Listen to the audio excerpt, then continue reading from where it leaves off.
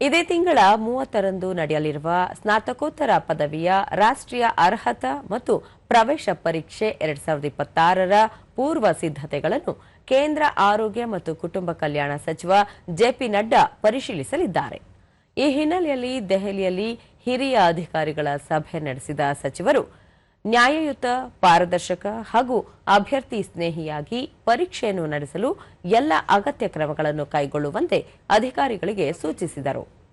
ಇದೇ ವೇಳೆ ಪರೀಕ್ಷಾ ಪ್ರಶ್ನೆ ಪತ್ರಿಕೆಗಳು ಸೋರಿಕೆಯಾಗದಂತೆ ಹಾಗೂ ಅಕ್ರಮಗಳಿಗೆ ಅವಕಾಶವಾಗದಂತೆ ಅತ್ಯುನ್ನತ ಮಟ್ಟದ ನಿಯಮಾವಳಿಗಳನ್ನು ಅನುಸರಿಸಿ ಭದ್ರತೆಯನ್ನು ಹೆಚ್ಚಿಸಬೇಕು ಎಂದು ಸಹ ಸಚಿವರು ಸೂಚನೆ ನೀಡಿದರು.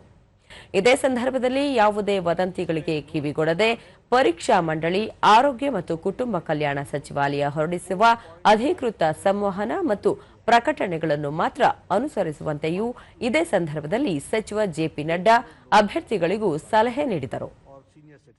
ಈ ಬಾರಿ ಪರೀಕ್ಷೆ ಆರಂಭವಾಗುವ ಸ್ವಲ್ಪ ಸಮಯಕ್ಕೆ ಮೊದಲು ನಿಗದಿತ ಪ್ರಶ್ನೆ ಪತ್ರಿಕೆಯನ್ನು ಆಯ್ಕೆ ಮಾಡಲಾಗುತ್ತಿದ್ದು, ಅದನ್ನು ಬಹುಹಂತದ ತಾಂತ್ರಿಕ ಕಾರ್ಯಾಚರಣೆಯ ಸುರಕ್ಷತಾ ಕ್ರಮಗಳೊಂದಿಗೆ ಸಂಬಂಧಿಸಿದ ಪರೀಕ್ಷಾ ಕೇಂದ್ರಗಳಿಗೆ ರವಾನೆ ಮಾಡುವ ವ್ಯವಸ್ಥೆಯನ್ನು ಜಾರಿಗೊಳಿಸಲಾಗುತ್ತಿದೆ. ಇದರಿಂದ ಪ್ರಶ್ನೆ ಪತ್ರಿಕೆ ಸೋರಿಕೆಯಂತಹ ಅಕ್ರಮಗಳನ್ನು ತಡೆಗಟ್ಟಲು ಸಾಧ್ಯವಾಗುತ್ತದೆ ಎಂದು ನಡ್ಡಾ ಸಭೆಯಲ್ಲಿ ವಿವರಿಸಿದರು.